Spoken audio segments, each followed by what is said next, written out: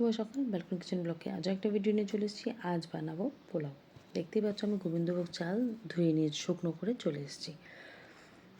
আর দিয়ে দিচ্ছি আদা বাটা, গোটা গরম মশলা আমি ভেজে শুকনো খোলায় গুঁড়ো করে নিয়েছিলাম বাড়িতে তৈরি করা, সেটা দিয়ে দেবো। আর দেখো আমি বানিয়ে নিয়েছি হলুদ আর ঘি ভালো করে গরম করে নিয়েছি, দিয়ে ওটা দিয়ে মাখাবো। তোমরা চাইলে শুধুই হলুদ আর শুধু ঘি দিয়েও মাখাতে পারো, যেমন সবাই মাখায়। এভাবে মাখালে কি বেশ কালারটা ভালো হয়। তো দেখো এইভাবে মেখে আমি 25 থেকে 30 মিনিট রেখে দেবো, দিয়ে তারপর আমি রান্নায় আসছি।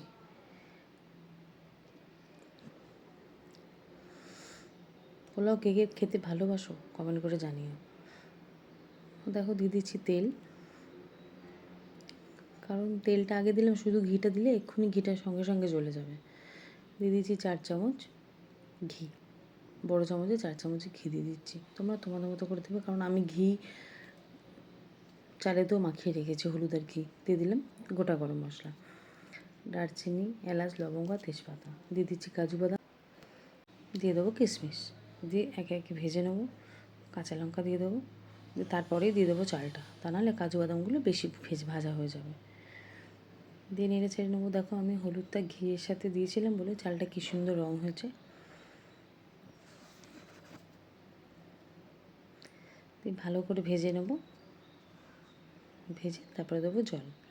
আর হ্যাঁ, তোমরা 1 বাটি চাল নিলে 2 বাটি জল দেবে, যেরকম চাল নেবে ঠিক তার ডবল জল দেবে। কিন্তু পরিমাণে যখন তোমরা একটু বেশি করবে তখন একটু জল, হাফ বাটি জল কম দেবে। সে হাফ বাটি নাও, হাফ কাপ নাও, যাতে মাপ নেবে তাতে কি একটু কম দেবে। কারণ পরিমাণে যখন বেশি হয় না তখন ভাপেতে অনেকটা হয়ে যায়, কম হলে সমান সমানই দেবে। তো দেখো আমি স্বাদ অনুসারে নুন চিনি দিয়ে দিচ্ছি। তোমরা এইভাবে দিয়ে আবার মধ্যখানে নেড়ে একটু চেখে দেখে নেবে মিষ্টিটা কেমন হয়েছে। নুন মিষ্টিটা চাইলে তোমরা আবার পরে দেবে, কেন এতটা জিনিস তো একটু আন্দাজ করতে একটু অসুবিধাই হয়। তো দেখো আমি আন্দাজ করেই দিয়েছি, তেমন লাগেনি, ঠিকঠাকই ছিল।